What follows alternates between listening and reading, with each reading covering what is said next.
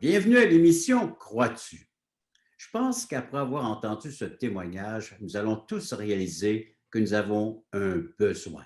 Besoin de découvrir le grand médecin de l'âme, le médecin des blessures émotionnelles. C'est toujours avec l'aide d'un invité que nous allons partager cette émission et j'ai le plaisir d'accueillir aujourd'hui Madame Lucille Carrier. Lucille, bienvenue à l'émission Crois-tu? Bonjour. Alors, c'est ça, comme tu viens de dire, je m'appelle Lucille Oui. Carrier. Ma mère m'a donné ce nom-là à ma naissance parce qu'elle écoutait dans ce temps-là une émission de radio qui avait comme thème Tant que Lucille raconte.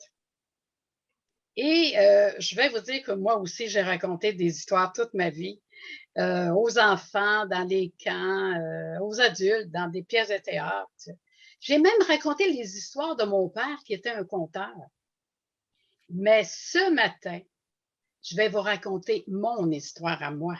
On a hâte d'entendre ton histoire. Lucille, tu Et peux ton prénom? alors, Tante Lucille. oui, tant que Lucille raconte comment j'ai connu l'amour de Dieu qui m'a fait passer de la mort spirituelle à la vie éternelle, qui a guéri mon cœur, mon âme et toutes mes blessures du passé. Alors, je suis la deuxième d'une famille de 6 enfants. J'ai grandi dans la région de la Beauce, à la campagne, dans une vieille maison froide où on chauffait au poêle à bois. Et puis, nous étions très pauvres. Mais heureusement, ma mère était couturière, nous fabriquait tous nos vêtements. Et mon père, lui, fabriquait les meubles. Mais je vais vous dire qu'à l'âge de 5 ans, déjà, je pouvais faire la différence entre le bien et le mal. Et je savais que Dieu ne pouvait pas me laisser entrer dans son ciel parce que j'avais péché. Alors, la Bible dit que Dieu a mis dans le cœur de tout homme la pensée de l'éternité. Mon père était un homme sans instruction, sans dialogue et alcoolique. C'est sûr qu'il a eu une enfance très difficile. Sa mère est morte très jeune. Peut-être qu'il buvait pour oublier son passé, je ne sais pas. Mais à cause de l'alcoolisme de mon père, il y avait la disette à la maison et la nourriture manquait souvent sur la table. Et moi, étant très jeune, j'ai eu une maladie des os par manque de calcium. Le médecin était venu et dit, il faudrait peut-être qu'elle mange des produits laitiers, du fromage, donnez-y du fromage. Alors, mon père travaillait très dur de nuit. Il devait dormir le jour. Et ce n'était pas facile pour ma mère de nous faire taire, surtout lorsque nous étions en congé d'école et qu'on s'amusait avec nos jouets préférés là, en papier, qu'on découpait dans les catalogues Sears, qu'on recevait gratuitement. C'était nos jouets. Et tu leur racontais des histoires à eux aussi, à tes jouets? Oh, j'ai toujours raconté des histoires. Mais un jour, mon père s'est réveillé lorsque nous étions trop bruyants. Et il était en colère et il a tout jeté dans le poêle à bois, dans le feu. C'était pour moi un choc de voir partir en fumée ce que j'aimais. Il y avait aussi ma rentrée scolaire qui n'a pas été facile, était marquante par un professeur sévère qui n'hésitait pas d'employer sa règle de correction. Mais là, un jour, à l'occasion de la fête des pères, elle nous a demandé un devoir à faire. Celui de nous raconter devant la classe une marque d'affection physique que j'aurais pu eu avec mon père. Là, je me suis demandé, comment vais-je faire cela? J'avais environ 8 ans et je ne me souvenais pas d'avoir eu quelconque affection physique de mon père. J'ai quand même pris mon courage et je me suis avancée vers lui. pour l'embrasser sur la joue. Et au lieu de ça, j'ai été fortement repoussée. Et ça a créé en moi, ça a brisé vraiment un besoin d'être aimée et malheureusement un sentiment de rejet dans mon cœur d'enfant. Mon père allait souvent à la taverne et un jour, il a décidé d'amener ses 4 filles, nous présenter à ses amis. Il a présenté celle qu'il trouvait la plus belle de la famille et moi, il me présentait comme la plus laide. J'ai cru ce mensonge. Alors, par la suite, je souffrais d'insécurité. J'avais peur de mon père, j'avais peur la nuit. Je faisais d'affreux cauchemars. Et à mon adolescence, j'étais souvent malade, santé précaire. Et ma mère, peut-être pour me protéger, m'a dit, tu seras jamais capable de garder tes jobs à cause de ta santé. Et j'ai cru ce mensonge-là. Alors, mensonge après mensonge, Lucille, le rejet, Oui, donc classé parmi les mal-aimés. 2 mensonges assez importants qui ont marqué ma vie. On prend une courte pause, Lucille. Et après la pause, bien, la suite de ton histoire, comme tu sais si bien les raconter, ces histoires. Après la pause. D'accord.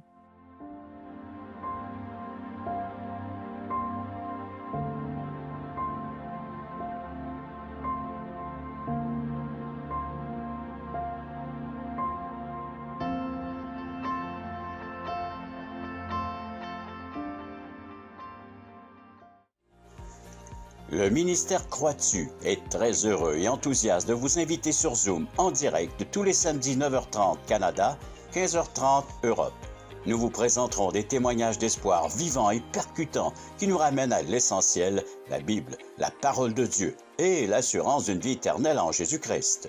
Pour participer à notre réunion Zoom, allez simplement sur notre site web croixtu.ca et cliquez sur le bouton.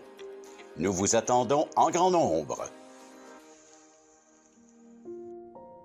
Lucille, pour bien résumer cette première partie de ton témoignage et cette première partie de l'émission, tu es une mal-aimée. Oui. Alors, j'avançais dans la vie vraiment dans une spirale descendante. Je me sentais rejetée, pas belle, pas capable et pas compétente. Je souffrais vraiment d'une solitude intérieure qui m'amenait à m'interroger sur le sens de la vie. Pourquoi suis-je sur la terre? Où vais-je aller après la mort? J'avais un grand vide dans mon cœur et des besoins fondamentaux non comblés comme d'être aimé, protégé, accepté. Mais j'ouvre une parenthèse ici. Je remercie Dieu pour les parents qu'il a choisis pour moi parce qu'ils étaient exactement ceux dont j'avais besoin pour affronter les déceptions et les épreuves dans la vie. Après ma 7e année scolaire, mes parents m'ont fait laisser l'école, disant que de toute façon, j'en aurais pas besoin, je vais me marier, je vais rester à la maison. À l'époque, on pensait comme ça. Alors, dès l'âge de 15 ans, je me suis retrouvée sur le marché du travail en gardant des enfants, en faisant du ménage dans les maisons pour m'acheter des petits bonheurs. Le résultat, mon cœur était de plus en plus vide. Alors, le manque de communication et l'indifférence de mon père ont créé en moi le besoin d'aller chercher ailleurs, d'être aimée, d'être acceptée. Et je me suis retrouvée fille-mère à 17 ans. Rejetée encore une fois par mon père et sans ressources financières, j'ai dû laisser mon fils dans une bonne famille.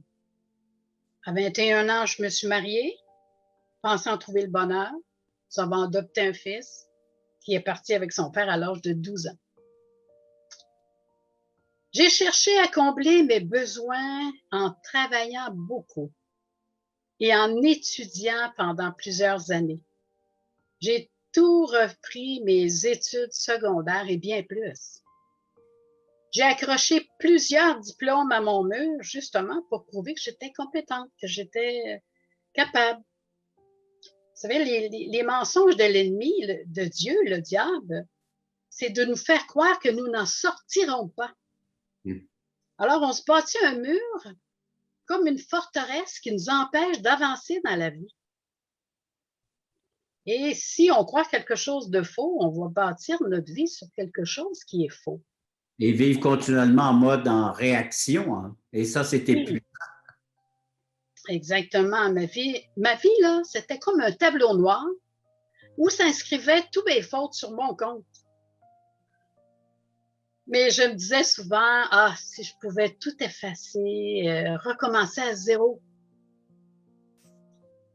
Mon cœur avait brisé, sans espoir, vide. J'étais en mode survie. Je mouillais mon oreiller chaque soir. Et voilà qu'à 25 ans, j'ai été confrontée à la mort. Je me suis retrouvée sur une table d'opération vraiment en danger de mort. Et là, j'ai dit à Dieu que s'il me gardait la vie, eh bien, je vais le chercher de tout mon cœur. Ce fut la décision la plus importante de toute ma vie. Et par la suite, Dieu a envoyé une tante vers moi, me donner une Bible.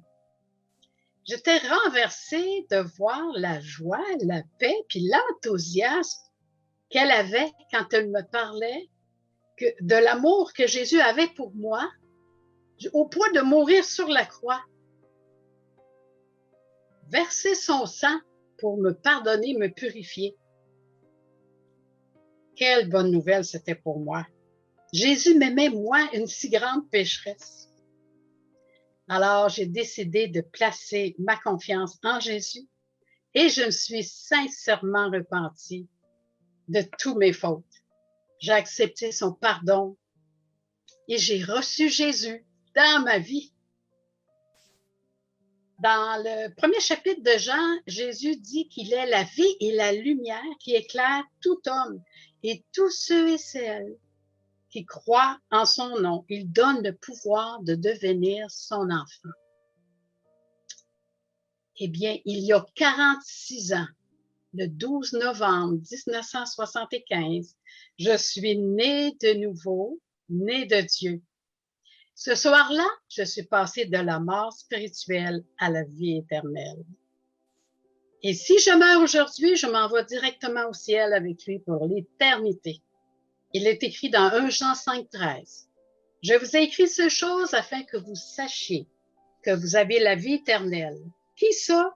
Vous, moi, qui croyez au nom du Fils de Dieu. Lucille, tu es passée donc d'une mal-aimée à une bien-aimée. Oui. On suit après la pause. On revient avec toi après la pause, Lucille.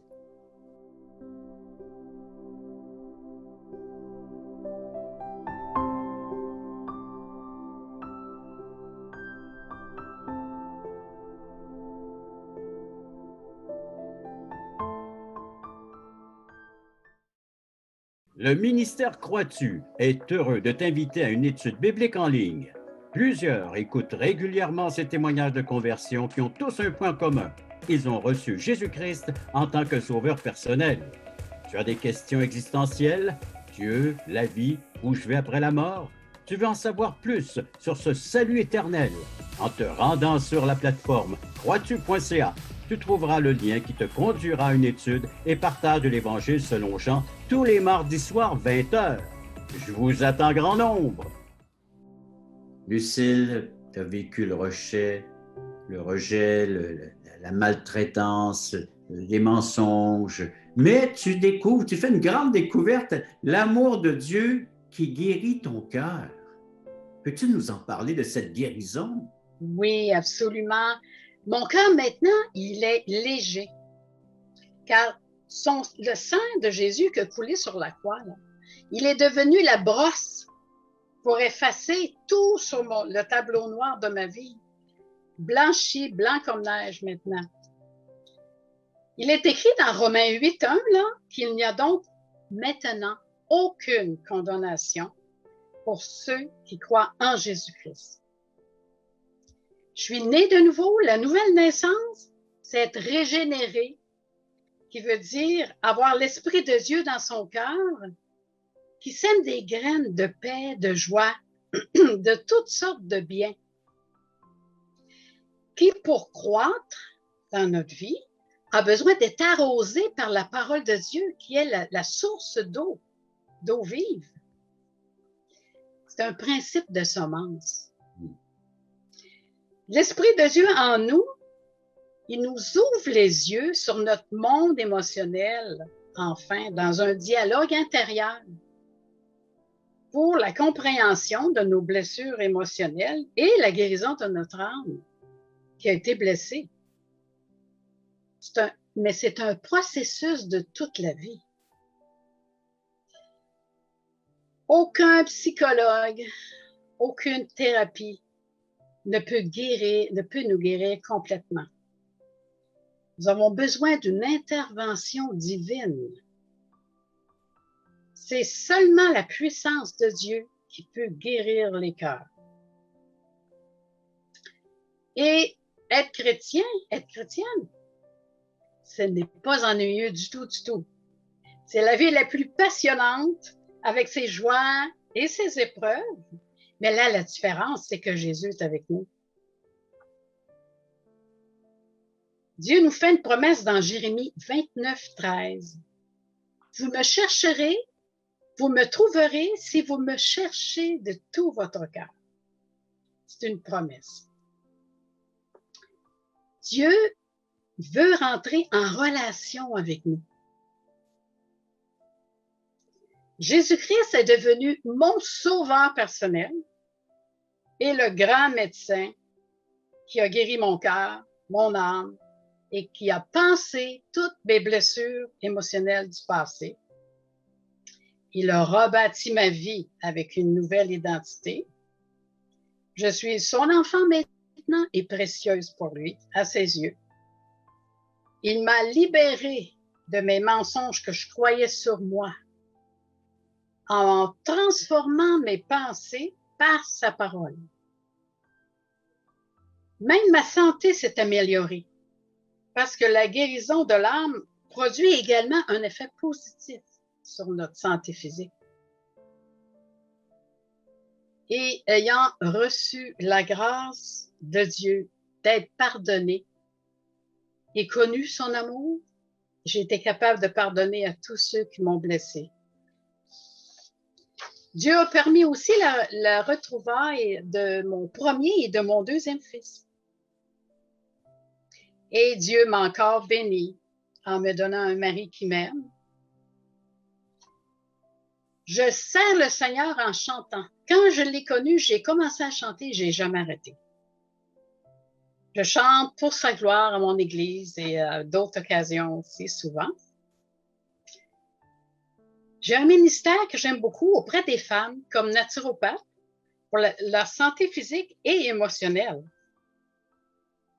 spirituelle, parce qu'une âme malade aura une influence sur la santé physique. Je leur recommande l'Évangile, qui est un médicament efficace pour l'âme. C'est la prescription de Dieu. Je raconte mon témoignage à tous ceux et celles qui veulent bien l'entendre aussi. Lucille, tout est relié, corps, âme et esprit. Et Dieu travaille trois aspects, hein, en travaillant de l'intérieur. Alors maintenant, tu resplendis. Oui. Tu vis de son amour, tu vis de cette paix et tu veux la partager avec d'autres. Ah. Alors, quand tu as des occasions qui se présentent, comme cette fois, hein, tu as dit oui pour l'émission Crois-tu? Absolument. Tu crois, c'est ton témoignage, c'est ton expérience que tu partages avec les personnes qui veulent bien l'entendre. Mm. Oui, absolument. Et puis, j'aimerais conclure. Ça, on va garder ça pour la fin. On va regarder. D'accord. Mais pour l'instant, élaborons ça. Là. Parle-nous de cette guérison. Comment tu te sens dans tout cela maintenant? C'est fantastique de savoir, qu'on, même si je meurs aujourd'hui, je m'en vais directement au ciel. Pas parce que j'ai fait une bonne vie, mais parce que Jésus a payé ma place. Mon nom est écrit dans le livre de la vie maintenant. Quel privilège! Et la paix, quoi qu'il arrive sur la terre, nous avons cette espérance-là. Jésus, maintenant, c'est notre espoir. Alors, peu importe ce qui arrivera dans ta vie, tu as une assurance maintenant d'avoir une place auprès de ce Dieu vivant qui est en train d'opérer en toi des grands changements. Tu as l'assurance, tu as la paix. Et ça, pas basé sur tes œuvres, pas basé sur ce que tu as pu accomplir, mais sur l'œuvre de Jésus-Christ seulement. Ta vie maintenant et ton éternité est basée, fondée sur l'œuvre et la personne de Jésus-Christ. C'est ta foi qui se manifeste aujourd'hui. Oui. Et cette foi, tu la nourris, comme tu dis, avec la parole de Dieu. Prends soin de ta foi maintenant. C'est ça. Et jour après jour, à chaque fois que nous avons une forteresse qui nous empêche d'avancer, la parole de Dieu est là pour nous instruire, pour nous éduquer, pour nous parler. Oui. Forteresse, tu veux dire quoi par forteresse? Quelque chose qui nous bloque. Okay. Comme par exemple, moi, j'ai été bloquée par ces mensonges-là. OK. Donc, ça abat. Ces murs-là sont tablis par la parole de Dieu. Et tu peux maintenant avancer, progresser et bénéficier de la présence de Dieu dans ta vie, dans ton cœur. Lucille, courte pause. Et là, on revient avec le défi que tu as lancé à nos téléspectateurs.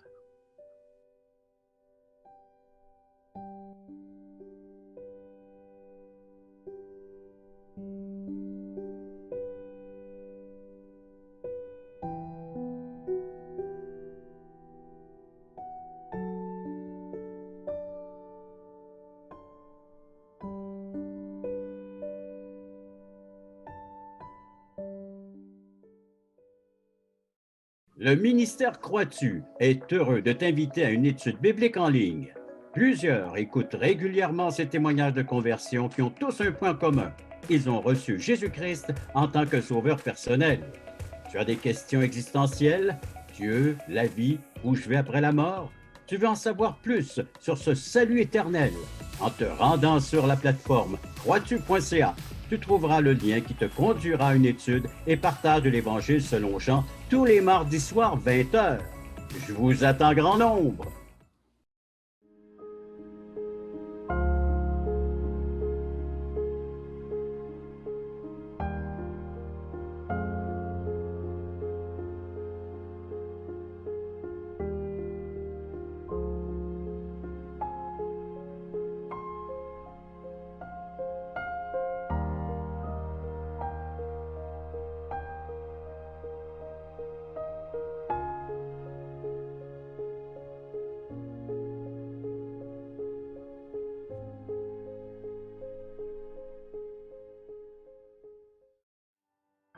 Lucie, tu es partie avec la description d'une jeune fille mal aimée, rejetée, et tu termines ton entrevue avec une fille bien aimée, qui est appréciée, qui découvre son potentiel, sa personnalité, qui se développe jour après jour au quotidien, et tout cela grâce à l'amour de Dieu qui est entré une fois pour toutes dans ta vie. En 1975, si j'ai bien retenu.